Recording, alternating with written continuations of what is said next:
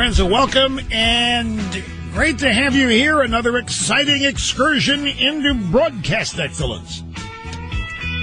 From the one and only Excellence in Broadcasting Network, I'm your host, Rush Limbaugh, executing assigned host duties flawlessly the whole program. There will be no mistakes. There never really are. Since I'm the one that assigns the duties, that's the way it works out. Great to have you. Telephone number is 800-282-2882, and the email address, lrushmo@eibnet.com. The president did the commencement address at West Point today, and I was swamped in here. I was trying to multitask and do 3 or 4 things at the same time, and I was listening to it. I wonder what if it wasn't watching, and I was listening to it in the corner of my ear, so to speak. Did you watch any of it? It sounded like the applause. You didn't watch it. Well, yeah, I mean, you couldn't. I have to do these things. Like, when he started talking about American exceptionalism, and the applause from the cadets seemed to be tepid. We've got some sound bites. I'll get to this in just a jiffy. Prince Charles, with you talk about wasted space on the planet. Man, oh man, this guy he was in London last night during the Inclusive Capitalism Initiative Conference on Inclusive Capitalism. The Inclusive Capitalism Initiative's Conference on Inclusive Capitalism, and he proceeded to rip capitalism to shreds as he understands it. And in the process, what Prince Charles did is confirm something I've been saying for 25 years, that modern environmentalism became the modern home of anti-capitalists and communists when the Soviet Union fell. It was one of my updated 25 or 35 truths of life. Prince Charles comes along and veritably admits this. We've also now, because of this incident out in California with the Elliot Rodger incident, there are women all over this country now writing blog posts and creating hashtags, taking the occasion of this event to make the point that this shows how women are discriminated against and oppressed at least many times in their lives. It does make sense if you understand the left and if you understand that every event, particularly a crime, is one of the best and fastest ways for them to advance the agenda. So here you have a disturbed, mentally ill guy goes on a shooting and killing rampage, and the feminists of the world rise up and say, see what we're up against? And so you have one male go nuts here, and every man is capable of what this guy does. Right? Now follow me on this. The way the feminists and the way the media and everybody else portrays, so the Elliot Rodger goes nuts, and that becomes symbolic of what every man is capable of. And yet, when militant Islamists blow up the World Trade Center, what's the first thing we're told? No, don't judge the whole religion by this. No. These are just some isolated events with some isolated malcontents. But you let some Looney Tune go nuts in a sorority house or wherever he went nuts, and all of manhood is indicted.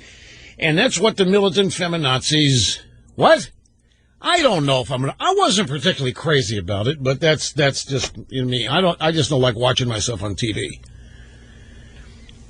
I've got them here. I was on Greta yesterday after last night, 7 o'clock. We did the interview after the program, and we used the Ditto-Cam with it in a different way. It was live to tape, and we had to do the Ditto-Cam video and put it for them up on a server, and then they cut it all together. It worked pretty well in that regard. If I play any excerpts, I'm going to do it toward the end of the program. It's just not.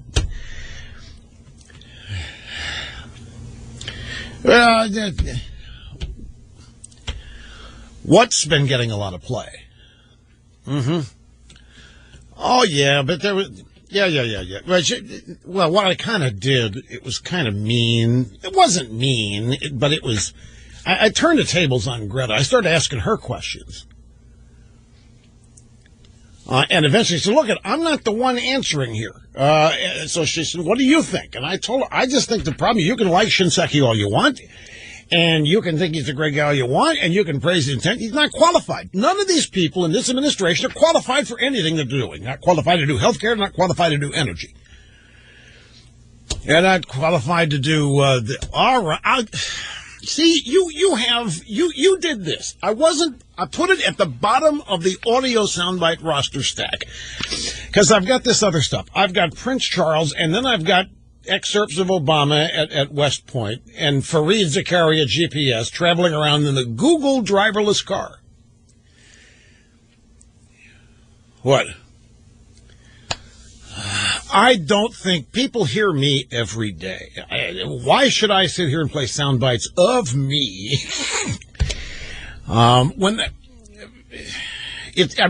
Sometimes I'll do this when others are talking about me, but to play sound bites of me.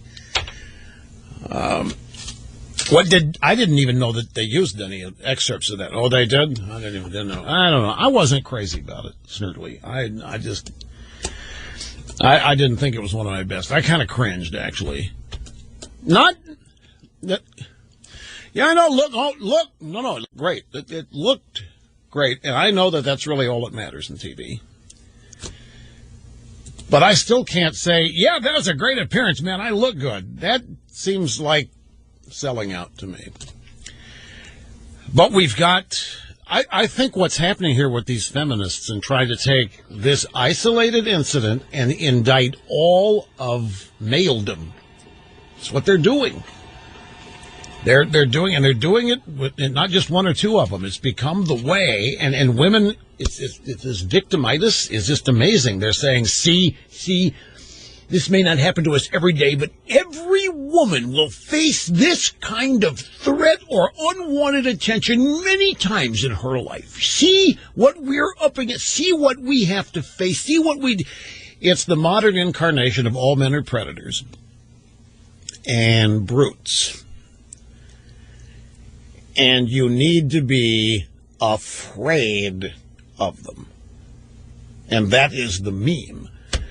And now we find out also that there's a not very much or very loudly reported characteristic of Elliot Rodger.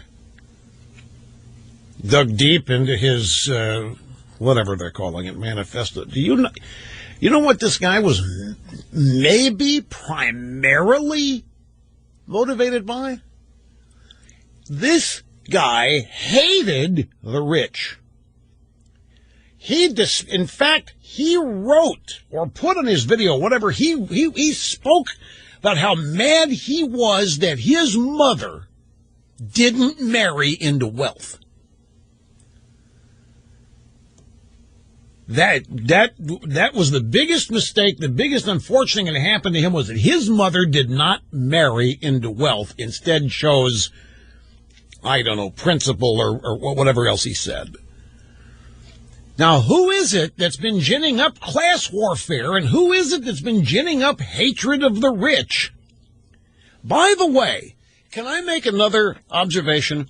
We're told that we need to get sensitive, and we need to start recognizing the traits in people like Elliot Rodger so that we can maybe stop them before they act.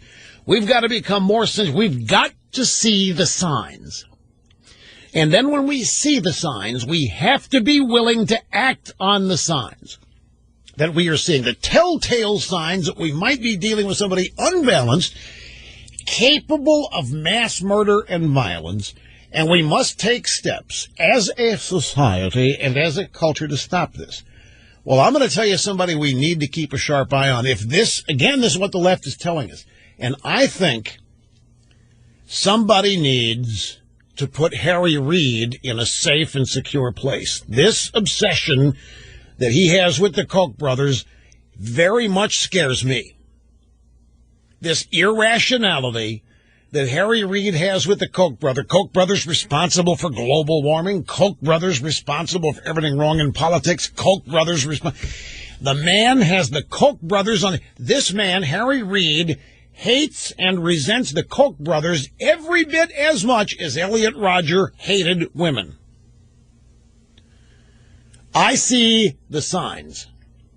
I see the irrationality. I see the red flags. The danger signs are clear as a bell with Harry Reid. Somebody needs to do wealth. He wrote about how seeing how rich families enjoy life made him resent that his, quote, damnable mother had not married into wealth instead of being selfish. Now, again, every time one of these things happens, the first thing the drive-bys do is see if they can link it to the Tea Party. Then they try to link it to conservative talk radio. Then they try to link it to some Republican politician someplace. So we always eschew that. Don't play that game because it's cheap, but it's fun to kind of reverse roles now and then. So if as far as these people are concerned, these perpetrators cannot be responsible. There has to be some external force. A Tea Party, poisoning their minds, conservative talk radio, filling them with hatred, bigotry, and whatever the cliches are. Republican politicians planting in their heads elitism and all, whatever it is. It can never be that a perp is simply a bad guy and is responsible for what he does. There has to be some external force, the gun, the NRA. Okay, the more we learn about this guy, the more obviously we see he was conditioned by liberalism. He resented the rich to the point of calling his mother damnable and selfish for not marrying a wealthy guy. He hated women. Who is it that's out there talking about the war on women all the time? It's the Democrat Party. Now, you know me and you know yourselves, when this kind of thing happens, we do not make a mad dash to try to blame this and politicize everything that happens. But when they do, when the Democrats do, when the left does, then we respond. We react to it, and we point out how they are wrong. Here are more quotes from this guy, Elliot Rodger, about the rich. I couldn't help but feel a bitter form of envy at all the rich kids at the concert. They grew up in lavish mansions, indulged in excessive opulence, will never have to worry about anything in their pleasurable hedonistic lives. I would take great pleasure in watching all those rich families burn alive.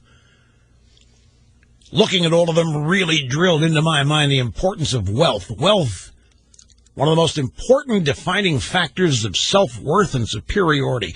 I hated and envied all of those kids for being born into wealth, while I had to struggle to find a way to claim wealth for myself. I had to be ruthless, do whatever it takes to attain such wealth. After all, it was my only hope of ever being worthy of getting a girlfriend and living the life of gratification that I desire. Yes, and they want to try to blame this on the gun, on guns. They want to try to blame this on the Tea Party or on conservative talk. Listen to this guy. Does he not sound exactly? This is what you get with class warfare. It's like it says Occupy Wall Street with a gun. This is exactly the kind of mindset that the Democrats create with this class warfare rhetoric. They create the resentment. They want people to resent and then when the rich get theirs, tax increase, lose everything, then people like Elliot Rodger are happy. His life hasn't changed any, but he's happy that others are suffering. He began practicing shooting at a gun range in Oxnard, California, after failing to win the $120 million Mega Millions lottery in September of 2012. Apparently the guy dumped, it was either $400 or $700 into lottery tickets, trying to get wealthy because he thought that's what he had to do to get a date. No, to get sex and to be respected. He said, I know that I was always destined for great things. This must be it. I was destined to be the winner of the biggest lottery jackpot in existence. I knew right then and there that this jackpot was meant for me. Who else deserves such a victory? I'd been through so much rejection, suffering, injustice in my life. This was to be my salvation, with my whole body filled with feverish hope. I spent $700 on the lottery tickets for this drawing. As I spent this money, I imagined all the amazing sex I would have with a beautiful model girlfriend I would have once I became a man of wealth. And then after repeatedly not winning the lottery, Rodger saw that his plan for his day of retribution against the world was more real than ever before. So that's when he started practicing with a gun. When he failed to win the lottery and failed to get rich, and after he had chastised his damnable mother for being selfish by marrying some average income jerk. You know, yeah, poor child, $700 on Lotto, $40,000 Beamer he's driving around. Right. But everything's relative, Snurdly. He's driving around a $40,000 Beamer that he didn't pay for, and he knows it and couldn't buy on his own if he had to, and he's around all these other people that he thinks are spending every waking moment in bed simply seeking pleasure, doing no work whatsoever. Everything's what he reads and sees on TMZ, Entertainment, social media, you name it, and he feels like he's really missing everything and being left out. But this hatred for the rich goes deep, folks, and he's not the only one that harbors it. No, I'm not totally joking about Harry Reid. I think this is this is more than a fetish Harry Reid has with the Koch brothers. This is a dangerous irrationality or irrational world that Harry Reid is living in, where the Koch brothers are responsible for everything he doesn't like. I would keep a sharp eye. Dingy Harry's getting up there. All the signs that we're told to keep a sharp eye out for. We see them in Dingy Harry. Emanuela Grinberg writing at CNN.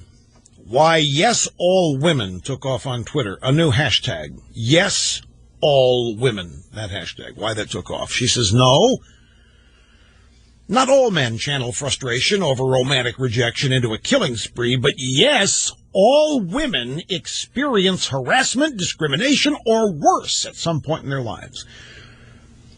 That is the message at the core of an ongoing Twitter conversation that emerged after a rampage last week left 6 students from the University of California, Santa Barbara dead and 13 others wounded.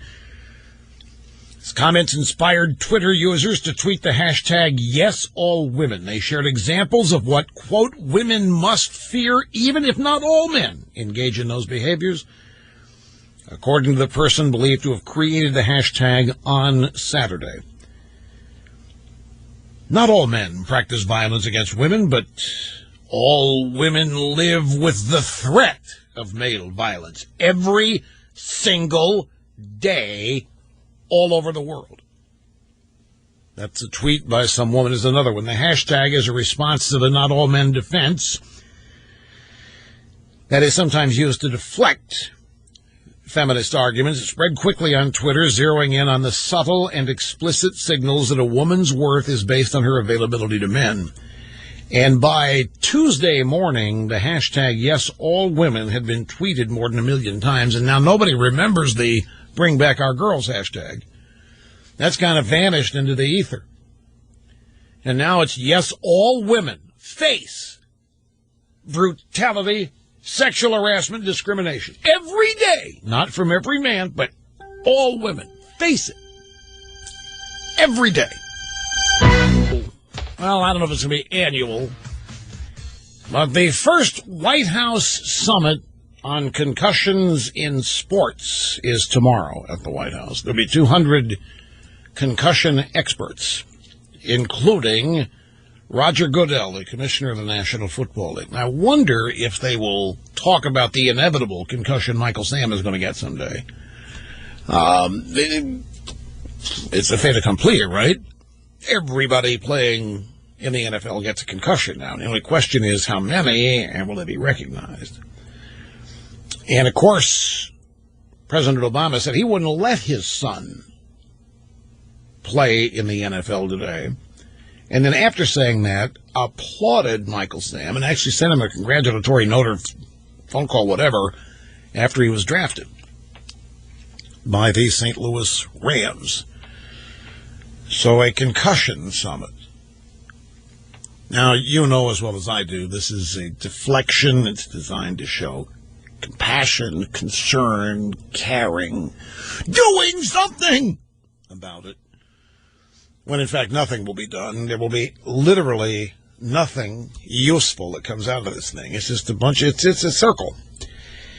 It's like all the job summits. How many of those have we had? Remember all the media people? Thomas Loopy Friedman shows up at one. I mean, Obama assigns work groups to go off various corners of the White House and confer, then come back and report to him at the end of the day. And that's it. The summit's over, and they fixed the problem, as far as you're concerned. They met, they were concerned, they cared, they spoke of their worries and their desires that there not be any concussions, and they promised to look deep, find out what to do about preventing concussions, and then they left, and it was problem solved. And that's another microcosm of how good liberals do things. Convene a meeting. Everybody talks about how worried they are, how upset they are, how concerned. That equals doing something about it, because you see, compassion and caring is all you have to do in order to get credit for being a good person. Actually coming up with a solution, nah. In fact, the more they do that, the worse off everybody ends up being. If you take any liberal program they've tried, it's abject failure, which is why you don't ever examine their results. No. You only are allowed to examine their big hearts and their good intentions. It's like this yes, all women hashtag that's going around. Now, they make it a point to say not all men do what Elliot Rodger did, but all women face the fear of what he did every day. So here you have profiling. Elliot Rodger goes out, does what he does, and all of a sudden, every male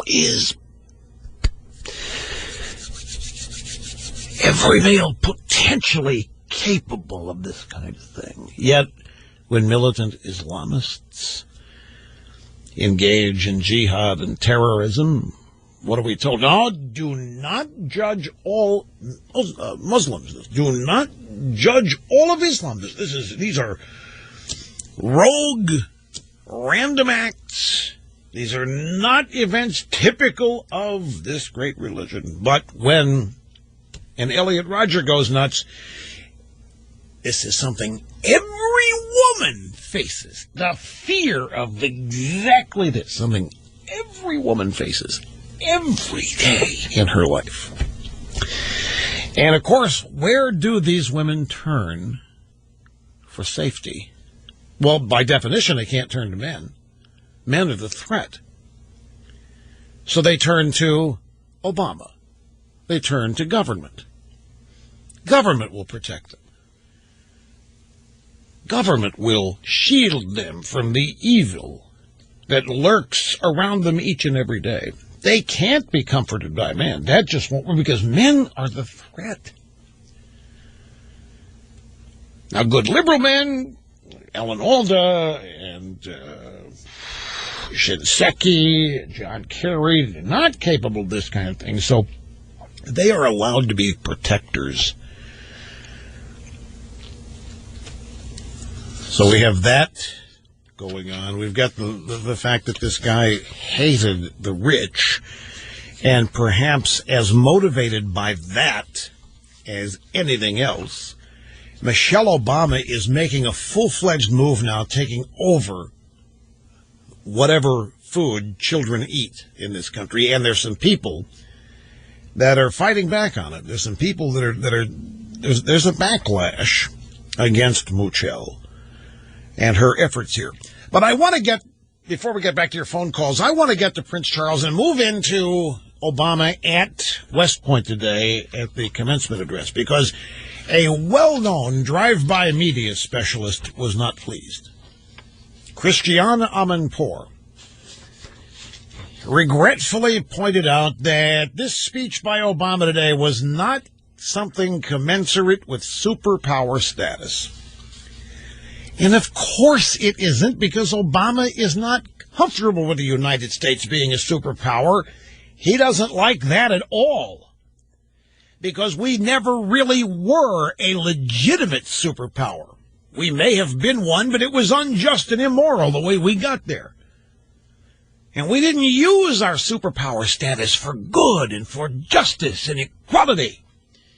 We used it to make the rich richer and so forth, as you will hear when Obama speaks to the cadets. But first, an ally in the anti-capitalist movement, Prince Charles, last night in London during the Inclusive Capitalism Initiative Conference on Inclusive Capitalism.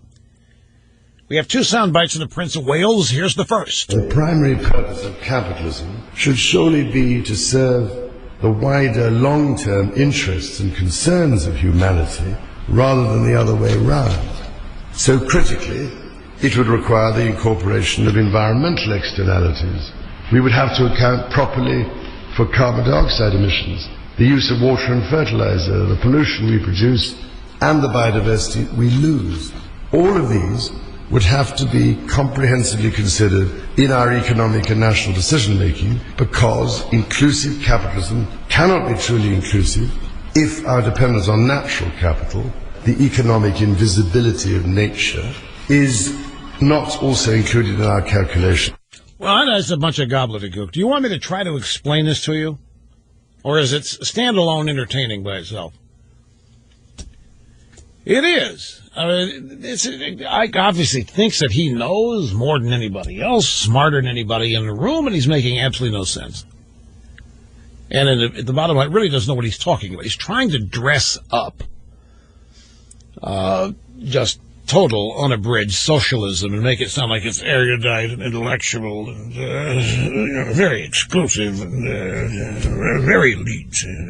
Certain must even be allowed to talk about such things in polite company. Otherwise, you may not be bright enough, smart enough to even understand what we're talking about, which in truth means you are so smart, there's no way you can figure out what he's talking about, because not even he knows.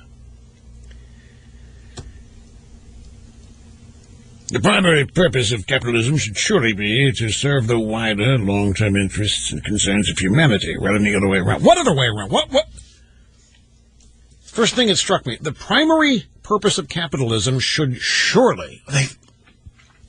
I'm sure you would agree with me when I say... No, do not say that. The primary purpose of capitalism should surely... What surely? Be to serve the wider long-term interests and concerns of humanity rather than the other way around. What is the other way around? Let's see. Well, we can find it in this sentence. The primary purpose of long-term interests and concerns of humanity should surely be capitalism. No, he doesn't mean that. That's what he's arguing against. But that is the other way around.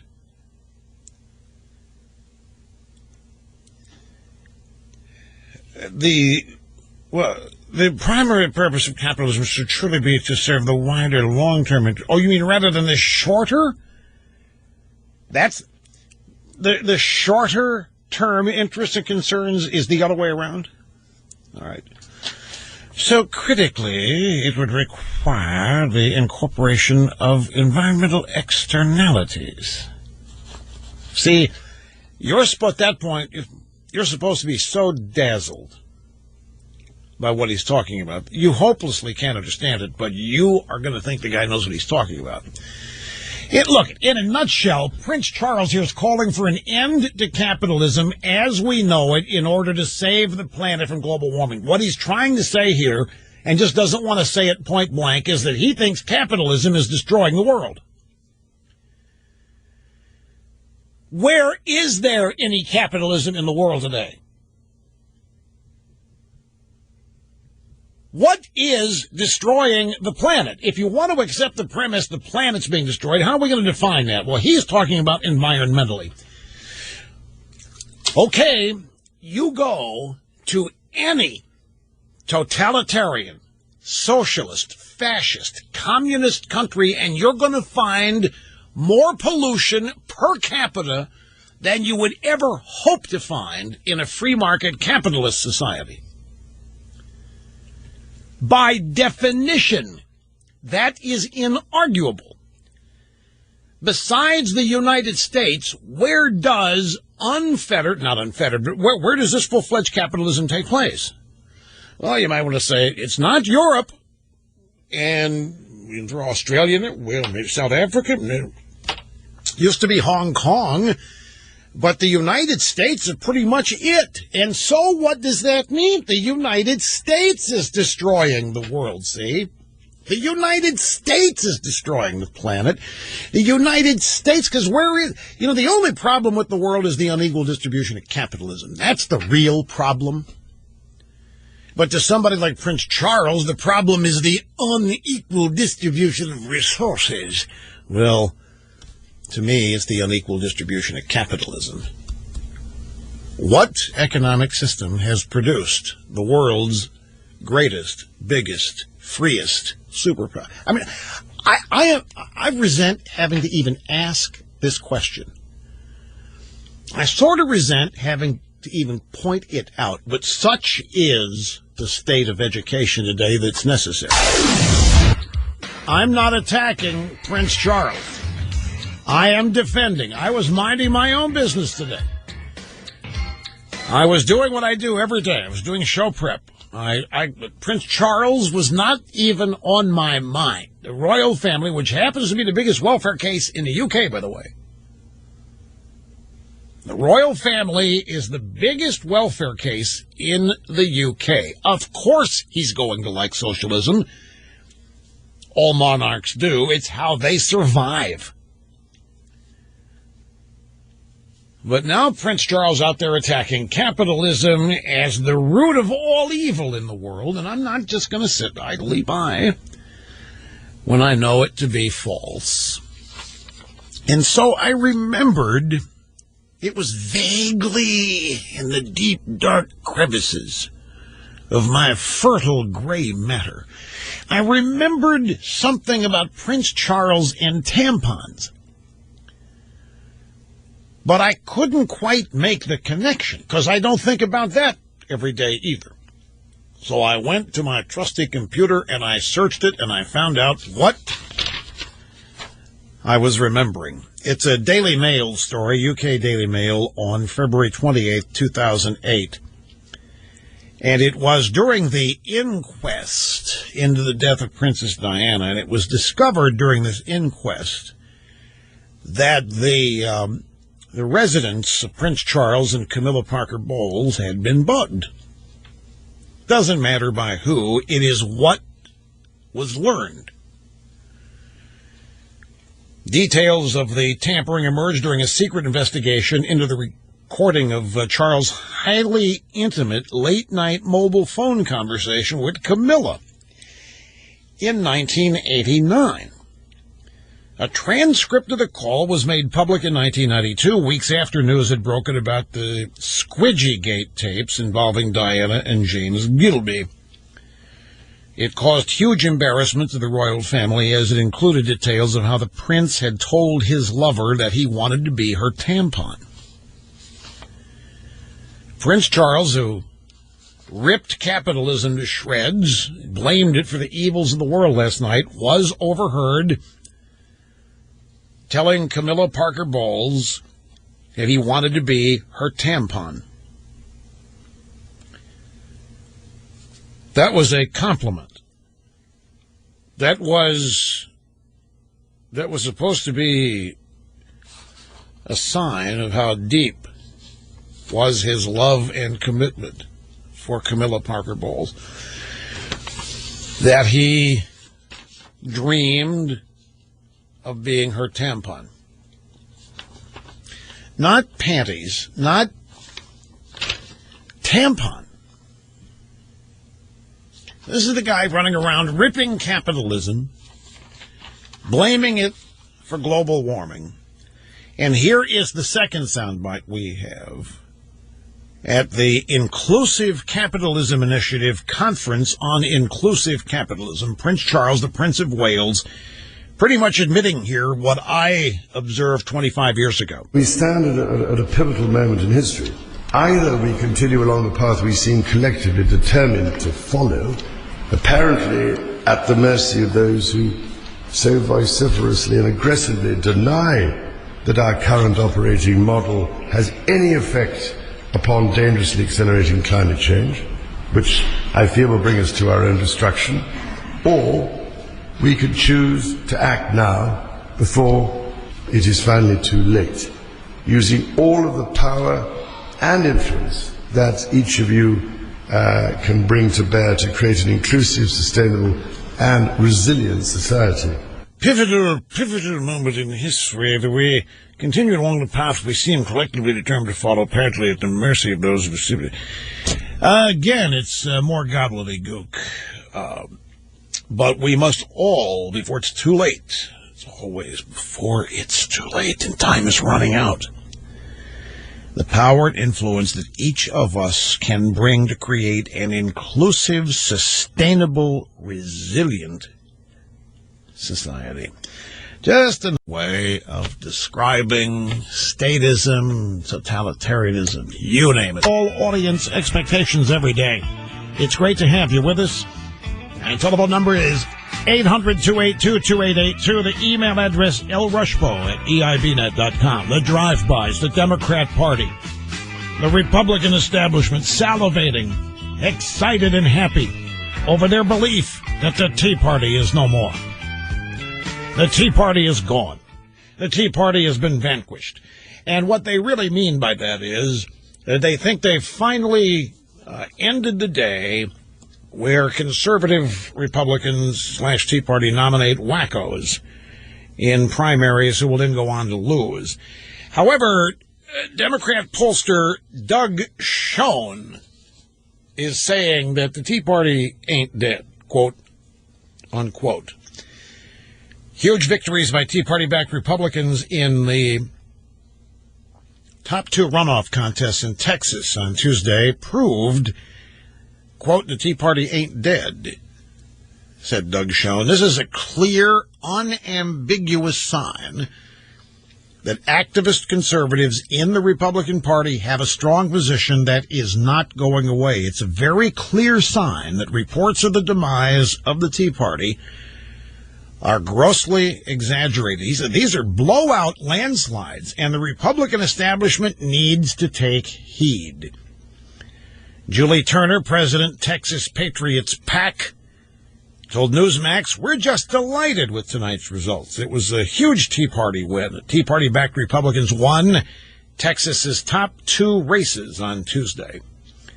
Two-term state senator Dan Patrick trounced incumbent Lieutenant Governor David Dewhurst, denying him a fourth term, while state senator Ken Paxton defeated state representative Dan Branch in the attorney general's contest. Dan Patrick 65% to David Dewhurst's 35%. The Tea Party isn't dead. It's nothing more than a fervent desire on the part of the Washington establishment, both parties. The Tea Party is never going to die. The Tea Party's made up of average, ordinary Americans who are all of a sudden becoming activists because they are simply a combination of outraged, insulted, and frightened by what has become of Washington. It's out of control. The spending, amnesty, everything being contemplated is simply antithetical to the founding of this country. You know, I spent some time discussing Amnesty yesterday. It's one of those things, some people really revved up about it still. Others get a little bored by it. I mean, it runs the gamut. But I want to remind everybody again, and maybe some of you have arrived at this understanding or conclusion on your own. If so, great. But a lot of people look at Amnesty in economic terms, and some cultural, in terms of lack of assimilation. But depending on how you look at it, there's a second or third aspect to it, which is really hideous, which is purely partisan politics, beneficial only to the Democrat Party and no one else. The Democrat Party believes in the politics of grievance. The Democrat Party and its supporters is a collection of miserable, unhappy malcontents. Now, I'm talking about rank-and-file voters. I'm not talking about the leadership, although I don't think they're happy. But at least they're economically secure, and they have power, and they have leadership. But I don't see these people. I'm thinking of Harry Reid, Pelosi, Obama. I mean, I don't see them as ebullient. I don't see them as really happy. I don't think they're capable of it. Their mindset is constantly negative and pessimist, and they're angry all the time, and they're angry at the country. They're angry at their opponents, and no matter what they get, no matter how much of their agenda they get, they're never happy. It's never enough, so they're never satisfied, and so they never get to a point where they just want to leave well enough alone. No matter how much they get, everything's still out of whack. Everything's wrong. Everything's bad. Everybody else is a threat. One of the ways, in fact, one of the requirements for the Democrat Party to advance is to undermine, sabotage, if you will, elements of this nation's founding, both political and cultural. And that's where affirmative action comes in. Affirmative action is a never-ending grievance. It is a solution to a problem that can never be solved. By definition, the Democrats will tell you there is no end to affirmative action because there's no end to the problem of discrimination. Because that's what America is. America is discriminatory. It is racist. It is bigoted. It has been since its founding. Now, if you're going to make that argument, and if that argument is what you use to justify all of your socialist policies, i.e., we got to do this to make it fair for people. We got to do this to balance the scales. We got to do this to level the playing field. What do you need? You need a never-ending supply of minorities about whom you can say America is to blame for their plight.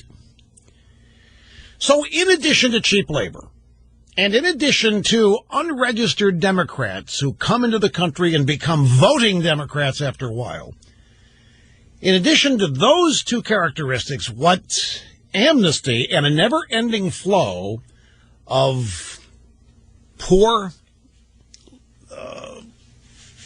very poorly educated people provides them is a never-ending supply of people they can point to and say, look at these poor people. Look what this country has done to them.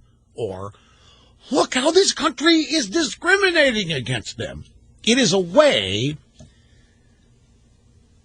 to have in perpetuity the allegation or the charge that this is a racist, sexist, bigoted country that needs to be reformed, that needs to be fixed. Just like they need a permanent underclass of dependent people who can't take care of themselves, they need a permanent, large group of people who are of color, poorly educated, that they can, in time, blame America for.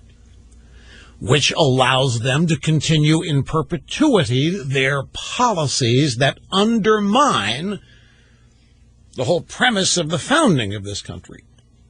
It is really insidious. It is, in fact, a requirement for them. And when you look at it that way, in addition to the fact that it's automatic Democrats that are being legalized and registered, and cheap labor, when you realize that what it also is a way to forever convince people this place is rotten, unfair, capitalism's bad, discriminatory, then why would any Republican ever be in favor of it? There simply is no evidence that people who will benefit from amnesty make up what is so-called the natural constituency of conservatism or the Republican Party. There's no evidence. The evidence in the polling data is just the opposite. They are, by 75-25, believers in big government, believers in socialism, believers in command and control, government where it comes to health care and economic matters. Why would any Republican, knowing that this is one of the primary reasons for the never-ending inflow and one of the primary reasons for amnesty, why would any Republican? So because of that question, there's always going to be a Tea Party. There is always going to be a Tea Party opposing this. Because what the Tea Party is average, ordinary Americans trying to save their country. So they're never, much the Washington establishment might dream and hope that they can vanquish the Tea Party, but they're never going to vanquish the Tea Party as long as they are on this course. Because there are always going to be people, and I fervently believe it's a majority of people, who do not like the direction that we are going, who do not want socialized single-payer medicine, who do not want a country made up and populated increasingly by poor and undereducated people. They're not going to accept it. They don't want it. It doesn't make sense. Why in the world would you want the majority population to be poor and uneducated? The Democrats would love it, but why would anybody else? It just doesn't make sense. And so there will always be people standing up against that. Whatever you call them, the Tea Party this or the Tea Party that, or just straight out patriots, but there are always going to be citizens. And I predict that they're going to come from all walks of life. They're going to come from all kinds of different political parties. You're going to get some liberals and Democrats. They're going to be fed up with this at some point.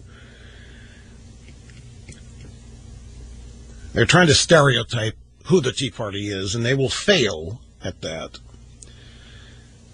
Because they're just patriots. They're just people who want to save the country from the direction that it's going. And not even for themselves, but for their children and grandchildren. I was talking to a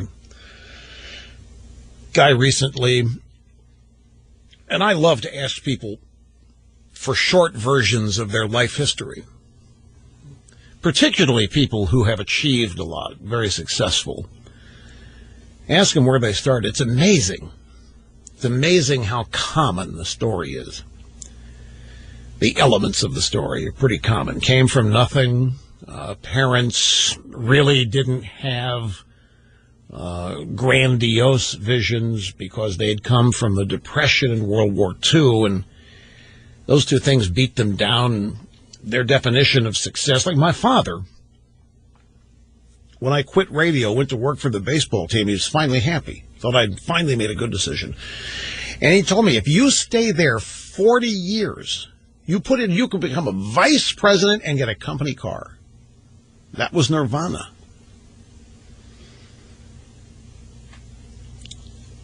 And I'm talking to this guy and listening to him describe how his life turned out, decisions he had made, the work he had put in. And then he said, what scares me is I'm worried that my two sons aren't even going to have the opportunity. They're already in so much debt. The government has already spent the taxes of their whole lifetime and their kids' lifetimes. I don't see where they're going to have the opportunity to acquire the kind of wealth that I did, he said to me. And that's what has a lot of people scared, because everybody wants their kids to do better than they did, and it's always been one of the, if not an expectation, one of the promises and one of the opportunities that this country provided. You had to work for it. It wasn't guaranteed to anybody. But if you did it, the odds are you were going to be much better off following the old rules of hard work and self-reliance, responsibility, and all that. You'd be rewarded more often than not. And when examined over an entire lifetime, there's no question that that kind of ethic would result in a certain degree of success, however it's defined by the individual. And this is what people fear is being lost now. And as long as they fear it, there's going to be a Tea Party trying to save it and recapture it, with the belief that getting hold of what's happening in Washington and reversing direction can make it possible. And frankly, I'd rather be on the side of that kind of optimism than be enmeshed with a bunch of people who are fatalistically pessimistic, who think all is lost. And that's not the Tea Party. And so they can dream that the Tea Party's dead, and they can dream that the Tea Party's been vanquished, and they can dream that the Tea Party's gone away. They see the Tea Party as just extreme conservatism. They don't even know what it is. They don't even know what the Tea Party is. They don't even know what primary factors of that mindset are. They just think it's extreme conservatism. But regardless, it hasn't gone anywhere. It isn't going anywhere. And I think this November, everybody is going to see overwhelming evidence of just how many of these people, for calling and for waiting and being patient. Hi. Hi, Russ. Thank you for taking my call. You bet. I wanted to discuss the Elliot Rodger situation, and I simply want to point out that it's something I think the liberal media will happily avoid, and that is that this is what happens when children are not parented. I think his parents should be held responsible. Obviously, he's responsible for what he did, but his parents are also responsible because I think he was neglected, to say the least. I think he was probably also abused. And, you know, I think that they just happily continued on with their... What do you mean abused? What are you thinking happened to him? I scanned over his manifest last evening, and one incident really stood out. His stepmother, when he entered his father's home to get a drink of water, his stepmother ordered him to exit and to ring the doorbell. And he went ahead and started to drink his water, evidently, and she smashed the glass out of his hand and it shattered on the floor. The father appeared when he heard the glass shattering, and he ordered him out of the house. Evidently, he was supposed to go ring the doorbell and enter properly. Well, that sounds like ridiculous. The father afraid of the mother. Exactly, and that's the power play that goes on in this country. We have kids getting shipped off to daycare. We have kids getting... Well, you know, there have been incidents like this that have come up, Brenda, and every time, not every time, but oftentimes somebody will suggest, you know, the parents played a role here. We really need to consider how the child was raised, and maybe the parents. And a lot of times when that happens, people know, wait a minute, you can't start getting off on that tangent of the parents are responsible or share some of the blame because the kid did what he did. But if it makes sense in a way. In fact, the father. Have you heard? Yes. What he said? What did he say? Photos of taking pictures of the women's behinds and his documentary, I guess, or his photo collection. No. The father has said to the media, "I don't want your sympathy. I don't care. I want these politicians in Washington to finally do something. Really? Yeah. Well, then he can be number one as a defendant, I think, in the civil case of each of those kids who lost their lives. I think he's probably being very honest if he is saying, I don't care, because I think that is evidenced by his son's life and by his son's experiences. Well, but, no, yeah, but here's a guy who thinks the solution to this problem is in Washington with gun control. That's what he's talking about. The father of the kid, too. Father Elliot Rodger's father. The victims are saying this, too. But everybody is saying, what is Washington going to do? And that's the wrong question. Somebody needs to ask, what is Washington doing right anywhere else? They even want to turn this over to somebody there. This is the station who said, when are the politicians going to do something about this? And that means, when are the politicians going to get rid of the guns? Elliot Rodger's father, I don't know that he's spoken publicly about the incident, but he has blamed the NRA and lack of gun control laws before. However, there aren't any existing or proposed gun control laws that would have stopped Elliot Rodger. If I'm not mistaken, and I hope I'm not committing a minor error again, but I think this kid passed 3 background checks, 1 for each gun that he bought. He didn't need any large capacity magazines, which are already illegal in California. The family had called the cops on their son, but it was too late. They went to his apartment and questioned him, but it went nowhere. But still, this reflexive reaction to turn to politicians in Washington. Now, I understand the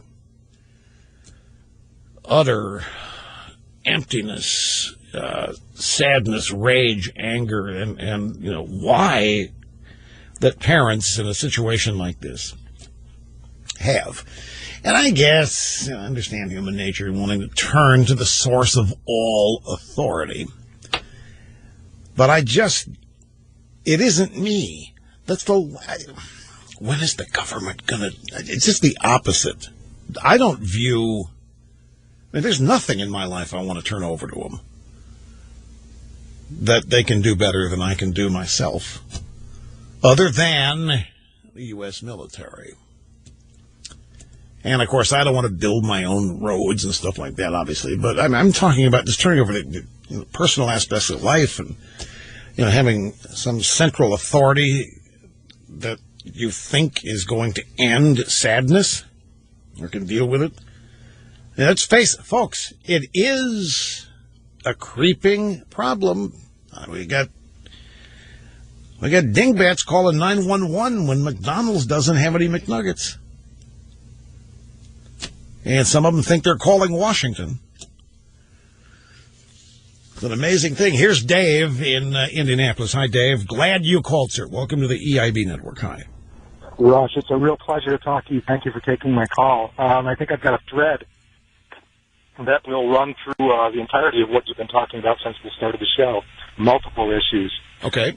I believe a primary responsibility of parenting, foundational responsibility, is for the parents of a child to be the restraint, to be the molders of that child's mind in what's right and what's wrong, and to be there in the way of them harming others and harming themselves, and to train them, raise them up in how they are supposed to behave, to understand right and wrong, and to be in the way until that child grows to the point of being able to take on that responsibility. Don't you understand, in the modern era, what you just described equals retarding your child's growth? You are limiting your child's experiences and exposure to opportunity and life as it really exists in this country. You can't stop them from experiencing the excrement as much as you want. It's out there, and it's better that they find it. You can't do all that. Yes, it's my responsibility to do so, and I think one of the key problems that we have as a society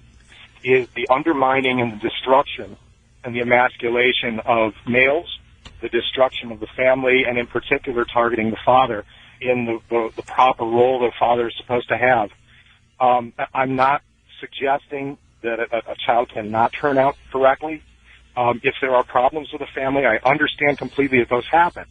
Well, don't forget now. I'm convinced that the proper... Yeah, but in this case, don't forget that this kid's parents, they knew there was something wrong. I don't know. I mean, they said, yeah, I was seeing a therapist since age 8, but there are people who think that is its own problem. That all these therapeutic babies, what are they told in therapy? They're told they're invincible. They're told their self-esteem is paramount, that they have a right to love themselves and to put themselves first and to be concerned about themselves and so forth. And I believe a study was done some years ago, and they were evaluating where one could find some of the highest tested levels of self-esteem. Do you remember that study? Yeah, where they found I do remember that. Absolutely, I remember that. Prison. They found it in prison. I think it is the entitlement mentality. I think it is the lack of personal initiative and responsibility, the lack of personal accountability that is not taught to children today, that is the reason for the man babies that we've got in our society. I mean, take a look at it. Not everybody's going to go into a school and do what God forbid, happened in Sandy Hook. I grieve for those parents. But that family was a train wreck, and I think when you combine someone who has some problematic wiring with a dysfunctional family, you end up with what happened in California. Let me ask you a question about something you said about the emasculation of males,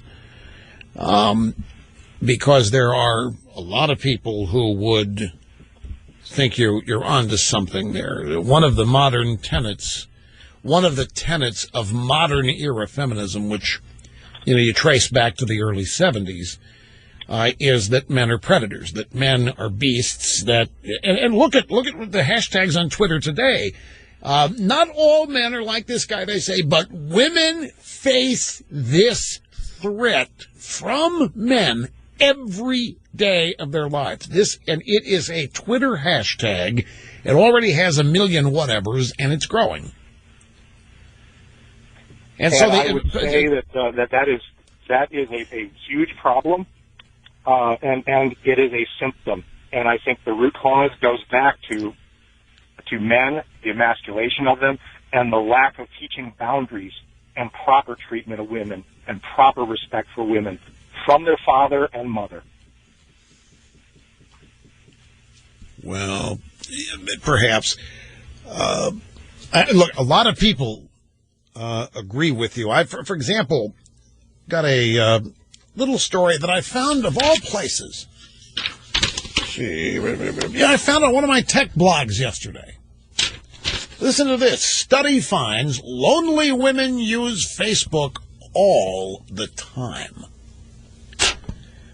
Those who overshare on Facebook may be dissatisfied with real life, according to a new study from Charles Sturt University in New South Wales, Australia. Women who consider themselves to be lonely or depressed are more willing to disclose everything about themselves on Facebook.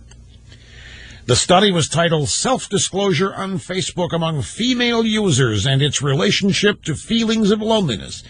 79% of users who admit to being lonely disclosed personal information like their favorite books and movies on Facebook. The figure is higher compared to 65% of other users. According to MarketWatch, 98% of lonely Facebook users shared their relationship status publicly, as opposed to restricting the information to friends. 98%. Practically all of the women on Facebook who consider themselves unhappy they're just volunteering every piece of data about themselves. Modern era feminism has been a poison in many ways. I mean, you look at the vagina monologues. Renowned Broadway play, and it's all rooted in the predatory, brutish potential of men. And remember the fake survey that the media trumpeted and everybody believed for a short period of time, that Super Bowl Sunday saw the most violence against women of any day of the year. And that's when men were doing what? Well, they were sitting there getting drunk, eating snacks, drinking beer, watching the now brutal game of football, and when things didn't go right, taking it out on their long-suffering, poor victim wives. And it turned out to be a totally bogus survey, just totally made up by a group of people with connections to some feminist fundraising outfit. And so the chickification of the culture, there's no question it's happening. In fact, I read, I don't know how much of this is true, there's so much out there. I read that one of the reasons that Pinch Schultzberger got rid of Jill Abramson was that she was hiring women in every key editor managerial position she could. She was slowly but surely getting rid of all the men in the department. I can't remember where I read that, but it was right. It was the New York Times. That's exactly right. That's where it was. Anyway, I appreciate the call, Dave. I got to take a quick time out here, and I still am going to get these Obama sound bites in from his commencement speech at West Point today, with Cristiano Montorsi not pleased, very, very let down. I might play the Greta sound. You mean me on Greta? Yes, sir. You know, you're just in there, just stirring it up here. The program's going along fine, doesn't need sound bites of me on Greta. But maybe. It is not abating. Bonuses went to the worst hospitals. One of the points I made last night on the show with Greta, she asked me with VA. I said, you remember when Obama was out sliming the doctors, surgeons specifically, accusing them of doing unnecessary surgeries just to pocket big bucks, unnecessary amputations, unnecessary appendectomies, this kind of thing. And he was pointing out how we need the federal government to get in charge of this stuff to prevent poor, unsuspecting patients from being ripped off. And it was a total assault on everybody in the medical community, all surgeons. And it wasn't true. But what is true? Obama's own VA featured a bunch of bureaucrats massaging and maneuvering waiting lists while patients died in order to get their bonuses. So once again, what Obama accuses the private sector of encouraging and condoning, his own regime is practicing. And Investors.com has the details. Freedom of Information Act request by Illinois-based watchdog group Open the Books reveal the VA spent millions on bonuses during the last 3 years at Edward Hines VA Hospital in Cook County in Chicago. Eric Shinseki tried to bring closure to the scandal by firing the VA Undersecretary of Health, Dr. Robert Petzel, he had already announced his retirement. Earlier this month, Obama had already announced his replacement. They didn't fire anybody. That's more smoke and mirrors. They were going to fill the position with Dr. Jeffrey Murowski, the director of the VA's Great Lakes healthcare system in Winchester, Illinois. Since 2009, he had oversight responsibility of the Edward Hines VA Hospital in Cook County. And that is the hospital where the Freedom of Information Act requests by Open the Books discovered the VA had spent millions on bonuses during the last 3 years. And worse, in 2013, only about 1 in 4 of the 4,230 employees at Edward Hines VA Hospital were providing actual primary care. There were 309 doctors, 800 nurses, out of 4,230 employees. Exactly what happens in the public school system. You've got X number of teachers, and all the money goes to liberal compatriots and union people in the administrative levels of education, which never once see the classroom. Exactly what's going on at the VA hospitals. Top-heavy with administrators that don't do anything but collect a check. 4,230 employees at Edward Hines VA Hospital, and only 25% of them were those providing actual care. And they got bonused. Here is John in Waxhaw, North Carolina. Great to have you on the EIB network. Hi. Hey, Roger, I want to talk about the other guy with the big ears, Prince Charles. Oh, have at it. You said you weren't going to take a shot at him, but I will. Okay, he said capitalism will serve the greater good for humanity. Hey, steamboat, capitalism. Television, capitalism. Electric light bulb, capitalism. Increased standard of living, capitalism. There you go, in a nutshell. Television, capitalism. Cell phone, capitalism. Yep. Greater good of humanity. Made my life a lot easier. Yeah, but he's a monarch. He's the biggest welfare case in all of Britain and his family. You wouldn't expect him to actually be a staunch supporter of capitalism. He wouldn't know what to do out there. Yeah, but he just... I know it's all gobbledygook, but like you had said, but everything... I mean, you can say, okay, there's, maybe this... I was going to mention the internal combustion engine as capitalism. Right. But, that's part of his problem right there, pollution. But 99% of capitalism, perfect. Well, it's, in addition to defining the superiority of capitalism in terms of providing the most for the most, is indisputable. But that's to miss the point. What the prince is doing is, in addition to besmirching it, impugning it, and so forth, he's essentially blaming it for a hoax. And it's irresponsible because, sadly, Prince of Wales, Prince Charles, they're big in People magazine and the Entertainment Network and Princess Di, and a lot of people think they're smart and know what's going on. Every day, it's the Rush Limbaugh program and the EIB network. Great to have you here, folks, as always.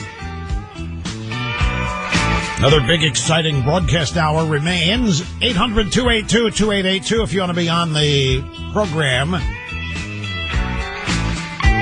AP just posted a breaking news story. Another watchdog group has found that veterans at the Phoenix VA Hospital, was one of the original whistleblower locations, waited an average of 115 days for their first appointment. From the Washington Times, 1,700 vets not on official wait list at Phoenix, the Phoenix, Arizona VA facility. Preliminary report finds. From the article, we identified an additional 1,700 veterans who were waiting for a primary care appointment, but they were not on the electronic wait list. The report from the VA Inspector General said, most importantly, these veterans were and continue to be at risk of being forgotten or lost in Phoenix and the convoluted scheduling process. As a result, these veterans may never obtain a requested or required clinical appointment. Now, I need to stress, none of these horror stories is due to any lack of funding. The amount of money that has been allocated for the VA has skyrocketed in the last few years. For example, the budget is more than double what it was in 2005. It's $152.7 billion today compared to $70.9 billion back in 2005. Now, how does the left deal with this? Like everything else, they blame George W. Bush.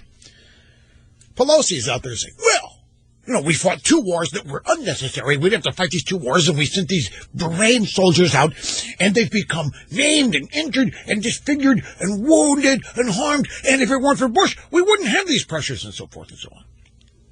So it's all Bush's fault. Unnecessary wars. It can't possibly be the incompetence of the bureaucracy trying to handle this. Look, I may as well. Let's see. Let's see. Yeah, grab sound bites 1 and 2. Because I talked about the VA scandal last night with Greta Van Susteren on her program. Maybe even, we'll go up through number 3 here. And here is the first bite. She said, let me ask you about this scandal in Washington. Actually, it's around the nation, the VA healthcare system. How does this happen? Well, I think there have been problems with the VA that you could probably chronicle since the beginning of the VA, and the overriding problem is that this is something government just can't do, despite the best intentions, despite the best efforts. It's something that a bureaucracy just can't handle. And I think the ultimate solution to this is going to be farming out part of it, or maybe all of it, to the private sector. And the VA, I think that the depth of this scandal, or the lesson of this scandal, is just that. If you want to know where we're headed as a country with health care, take a look at the VA, because this is the course that's been charted if we don't change it. And that really ticks them off on the Democrat Party side. Oh, man, that ticks them off on the left when you say that this is a microcosm of Obamacare. Because wait a minute now, Obamacare's not going to own any hospitals. Obamacare's not going to own any doctors. They're 2 separate things. You can't even come. Yes, you can. There's so much commonality here. And what's common is the incompetence. It's really more than incompetence, as I address in the next 2 sound bites. So Greta said, well, what disturbs me in particular about this is that apparently people have known about this for so long, and they've looked the other way. And I know that President Obama ran on fixing the VA in 2008, but I didn't realize the extent of it, and that everyone just looked the other way and let these people suffer. That's what I don't understand. Well, do you remember back in the early days when the president was selling Obamacare? One of the things that he accused the doctors of doing was unnecessary surgeries to line their pockets.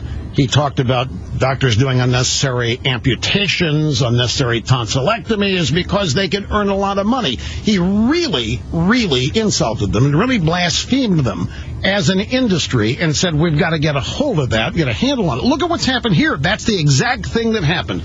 We had bureaucrats working at the VA who massaged waiting lists and ran people through waiting lists who had not been treated, all so that they could receive a bonus. And so exactly what Obama accused doctors, surgeons of doing back in the early days when he was trying to sell Obamacare actually happened here. I had a caller about this today who asked the very same question, why now? And I think the sad reality is that what you said is pretty much true. The VA has always been problematic. But in so being, we established a baseline of acceptance. The VA is X. It's just what it is. Why now? Because it's gotten all of a sudden so much worse. It's gone so far below the baseline that it is outraging people. And these kind of things, they can be ultimately useful if they're learned from and if the right lesson is taken from it. And again, I think the lesson here is that this is just something better left to the private sector, despite all the good intentions in the world among maybe the president, bureaucracies, or what have you. They're just not equipped to do this kind of thing well. This is not what bureaucracies should be tackling, be it for a select group like veterans or the nation at large. So next up, this I think is Snerdley's favorite soundbite.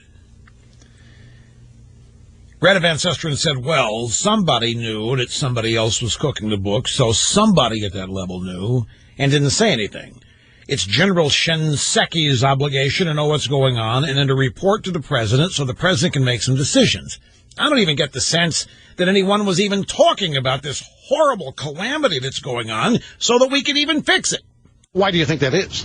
Why wasn't Shinseki reporting to the president? Why weren't other people maybe reporting to Shinseki? What is your theory? Because they're not doing their jobs, and I think they should be fired. Okay, but why weren't they doing their jobs? You know what? I would do my job. I don't, for the life of me, because I know General Shinseki. I know General Shinseki cares about the military, and he was a great military officer. But I don't see him doing a good job as Secretary of the VA. What qualifies him? Okay, so he's Chief of Staff of the Army. The reason he's in the job is because John Kerry loved to cite Shinseki, who was the first uniformed Army personnel to stand up and criticize George W. Bush after all these Democrats had voted to go into Iraq and authorize the use of force. Shinseki stood up and said it's going to take hundreds of thousands and we don't have a chance. And the Democrats loved that. So they put him in this job, maybe as thanks, maybe as payback. But where were the qualifications? Maybe, at some point you have to ask, where is the real concern? You yourself said this has been going on for a long, long time, and people knew it and didn't say anything about it. Is it that they don't care? Is it that they put their survival first? Who knows what it is?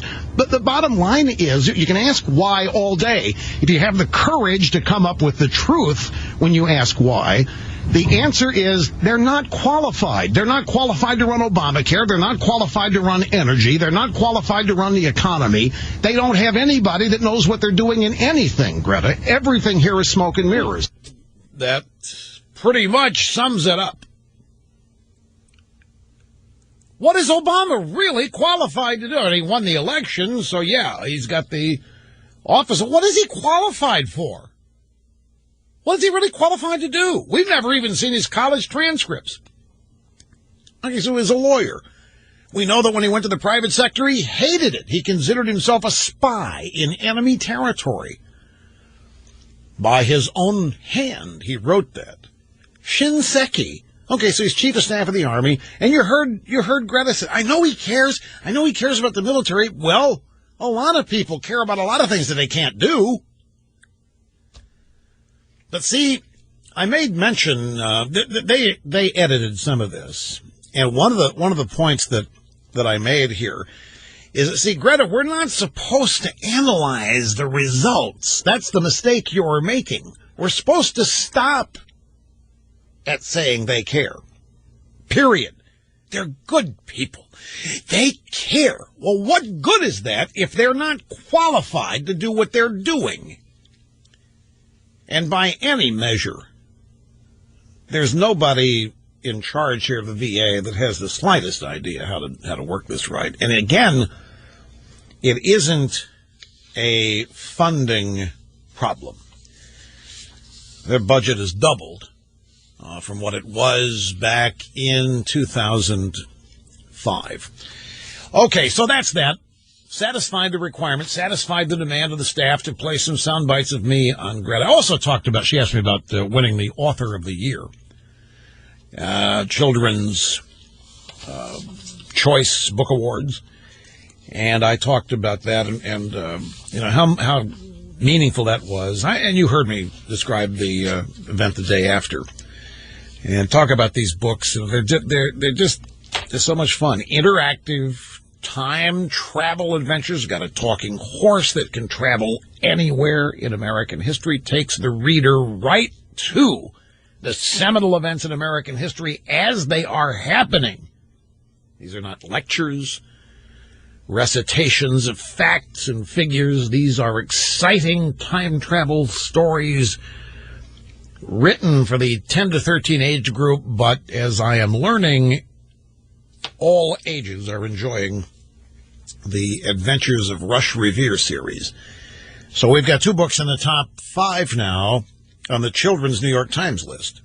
Rush Revere and The First Patriots is at number 3, and Rush Revere and The Brave Pilgrims is at number 5, and that's been on the list for approaching 8 months now.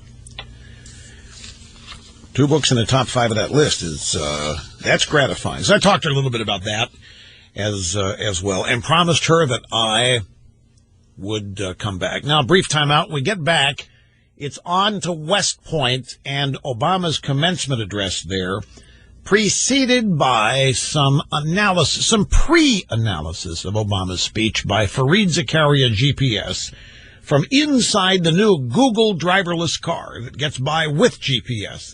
Have you heard about this Google car? Unveiled it yesterday. It's the funniest, stupidest looking, funniest looking, it's looks like a miniature smart car, if that's possible. And there are no brakes. There's no steering wheel. There's no accelerator. There's a start button and a map and a GPS, and you tell it where you're going, and you sit back and you search Google while the Google driverless car takes you where you're going.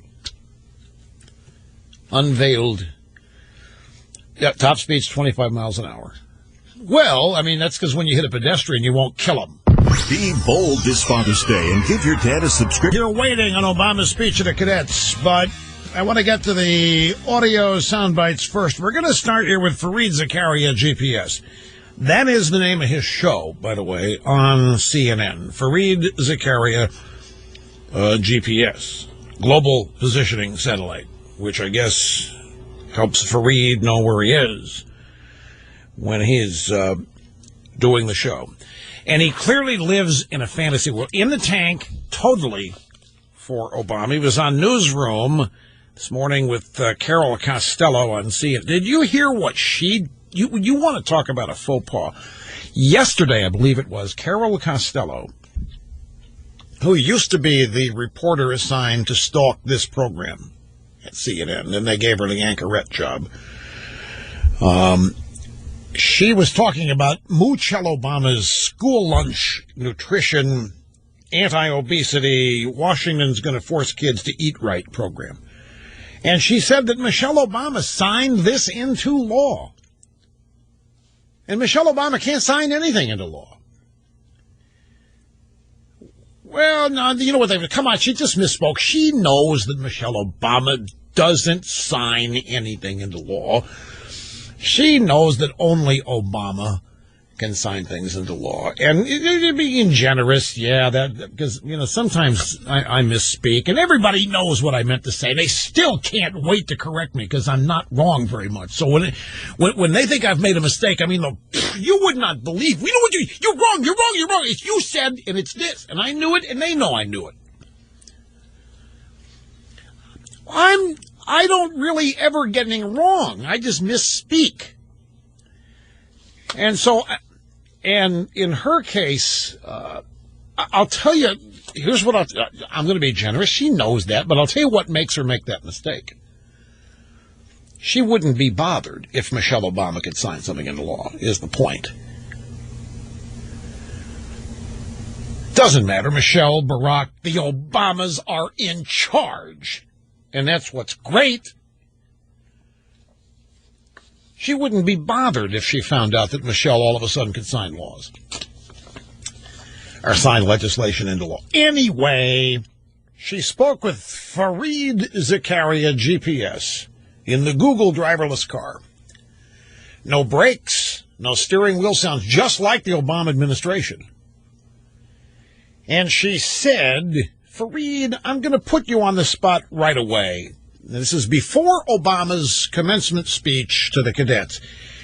She said, Reid, is America weak? No, gosh, America is stronger than perhaps at most points in its history. If you think about, you know, when we faced the Soviet Union, when we faced a communist China that was funding revolutionary movements all over the world against us, even when we faced a pretty powerful jihadi terrorist movement only 10 years ago. The United States is basically very strong, very secure. This debate is not really about American strength or weakness. It's about American engagement. How should America engage with the world?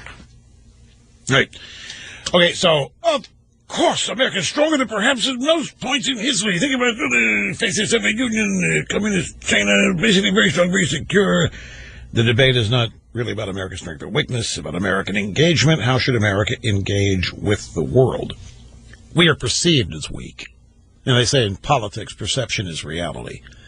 And I guarantee you, with Obama drawing red lines all over the world and then daring people to cross them, and they do, and nothing happens. And you look at Putin in Ukraine, and Putin in Crimea, and you look at the Chi-Coms basically having their way with whatever they want. I mean, we're perceived as weak. I don't think, being flat out honest with you, all of the enemies that we face know full well what we're capable of. The United States military, do not doubt something. The United States military is the most feared military in the world. The power that the United States is capable of projecting is formidable, and everybody around the world knows it, particularly our enemies. And they often talk about, amongst themselves, what would happen if the sleeping giant is ever awakened.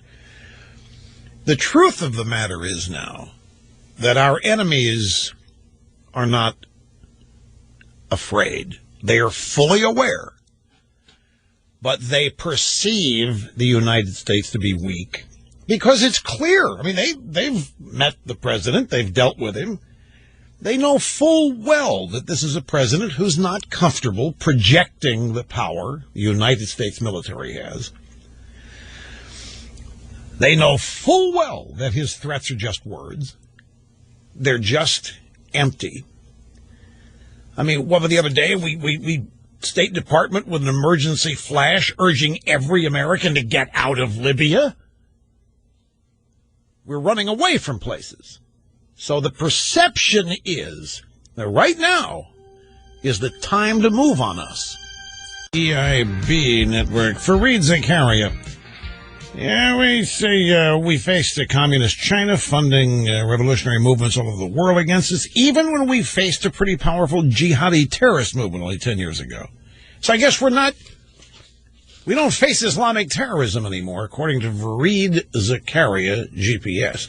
Tell that to the Americans in Libya who were just told to flee the country by the State Department. Americans in Libya told to depart immediately amid new calls for attacks against U.S. citizens.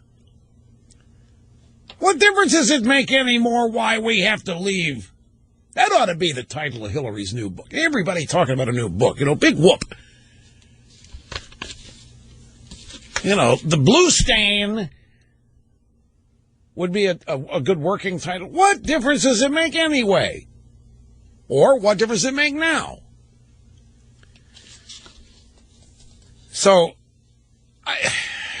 folks, we have as much power as we've had. We're reducing our nuke arsenal publicly, which is a huge mistake if we're actually doing it. I mean, we can do it, but to describe it in detail is a huge, huge mistake. But it is paramountly obvious that people that we know to be our enemies are not really worried that we are going to project our power. And Obama shows up today at West Point and says, we're going to be out of Afghanistan by this year. Date certain stuff is never a sign of strength. Anyway, do I want to play one more? Oh, well, yeah, we may as well. Carol Costello said to Reid Zakaria GPS, some might argue it's easier to appear strong when you're fighting one known enemy like Japan during World War II or Osama in Afghanistan after 9/11. But now the U.S. is dealing with Russia, Syria, Boko Haram, Al-Qaeda-affiliated groups all over the world, which, of course, the previous bite for Reid Zakaria GPS just said we're through fighting. Should the president focus on just one or two of them, Fareed, or all of them? What should his foreign policy be? What an idiotic... The world dictates. This is a world governed by the aggressive use of force. It always has been. The world dictates what the president focuses on. He doesn't choose. World War II, all we had to do was deal with Japan. No, we didn't. Have you ever heard of the European theater? What in the world is she thinking? You know, like in Japan, World War II, we were only fighting one enemy. For crying sake. World War II, we're dealing with Don Lemon Jr. here. First, we have CNN asking somebody about would an airplane vanish in a black hole. And now, World War II, we faced one enemy, Japan. And maybe that's why we won, because we didn't have to divert our attention. So maybe Reid and Obama just pick one or two enemies and focus on them? You might think of the Facebook term frenemy or, you know, some kind of in-between category where we have to be able to figure out a way to engage with the world, resist certain kinds of bad behavior, but at the same time not launch some kind of grand crusade.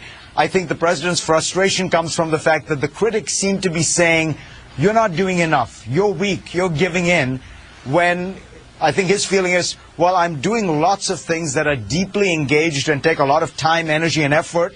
What I'm not doing is using the military, and I'm going to be disciplined about that. Right, so he's not projecting any power. He's not threatening to project power. He's not projecting power, so our foreign policy is sending lurch all over the world to lecture people about how you engage in the 21st century. That's it. That's the extent of our foreign policy. Send John Kerry, who served in Vietnam, to go over and lecture all these bad guys on how they should behave in the 21st century, and that we're not going to put up with this 20th century or 19th century crap anymore. This is a folly. And we've got, again, ladies and gentlemen, in the real world, we don't have people qualified for the positions they're in. It's sad reality. Frenemies? Frenemies? We're going to talk about frenemies? Like we have on Facebook? That's tantamount to defining foreign policy by virtue of what was in the latest Tom Cruise movie. Anyway, let's go to Obama. Skip 25. I want to get to this West Point. It's number 26. First half hour of this speech was the usual campaign speech, bashing his predecessor, bragging about bin Laden, and then he gets to the point that is his real worldview. American influence is always stronger when we lead by example. We can't exempt ourselves from the rules that apply to everybody else. You do everywhere else, though. We can't call on others to make commitments to combat climate change if a whole lot of our political leaders deny that it's taken place. Oh, my God. I don't believe what I just heard. Problems in the South China Sea when we have refused to make sure that the law of the sea convention is ratified by our United States Senate, despite the fact that our top military leaders say the treaty advances our national security. That's not leadership. That's retreat. That's not strength. That's weakness. It's like he's not even the president. It's like this stuff happens without any input from him. Maybe the Senate hasn't signed a law of the sea treaty because it does not help the United. Maybe it's an absolute debacle for the United States. But even if it was good and they haven't signed it, it means you're having trouble persuading them. It means there must be some leadership absent here. But, I mean, we can't exempt ourselves from the rules that apply to everybody else. You do every day. You devise rules for all of us to live by that you exempt yourselves from. Every liberal in power does that. We can't call on others to make commitments to combat climate change if a whole lot of our political leaders deny that it's taking place. So this is foreign policy? This is foreign policy, ripping into your political opponents at home because they don't agree with you on the hoax of climate change? We can't try to resolve problems in South China Sea when we've refused to make sure that the law is sea. See, America sucks. When you boil all this down, we can't lead anybody because we're not up to snuff ourselves. We got no business telling people what the right thing to do is because we're not doing the right thing. That's what that soundbite means. And I don't recall in my lifetime a president who ever thought this way or dared speak it out loud. Well, we can't lead because we're deficient ourselves. We can't tell these people the right thing to do because we're not doing the right thing. Who are we? And that's exactly the way this bunch looks at this country. Flawed, guilty, immoral, and unjust. And so we don't have any moral authority because we aren't any good ourselves. Here's Obama. This again, his view of, by the way, the applause of that was pathetic, as was the reception he got for most of the speech. Listen to this. This is the pathetic smattering of applause from the cadets. Here says it all in this next bite. I believe in American exceptionalism with every fiber of my being. But what makes us exceptional is not our ability to flout international norms and the rule of law. It is our willingness to affirm them through our actions. Do you hear that? That is pathetic. That was, folks, that's embarrassing. I believe in American exceptionalism with every fiber of my being, but what makes us exceptional is not our ability to flout international norms and the rule of law, but so we suck again. There's nothing special about us. We don't obey the law. We don't abide by the law. We flout international norms and the rule of law. Only when we behave properly, like when we don't behave like a superpower. When do we flout international law? You know this law of the sea treaty? You know what was open for signature? 1982. It was 32 years ago, and they still can't get any signatures on it because it's so bad. It's a huge penalty for the United States. The law of the sea treaty is an absolute disaster, and that's why in 32 years it still hasn't been ratified. American exceptionalism. I don't think he can define it. Okay, one quick one. Grab number 29. Christiane Amanpour. She didn't like this. She was let down. She didn't think this is the kind of speech that the cadets at the U.S. Military Academy ought to hear. This is not a speech that is in any way commensurate with our status as a superpower, and she didn't like it. This was billed as a speech by his administration to face down the critics who have said that this American foreign policy has been too weak to get people like Assad or Putin or name any one of the leaders and adversaries around there to listen to America's leadership.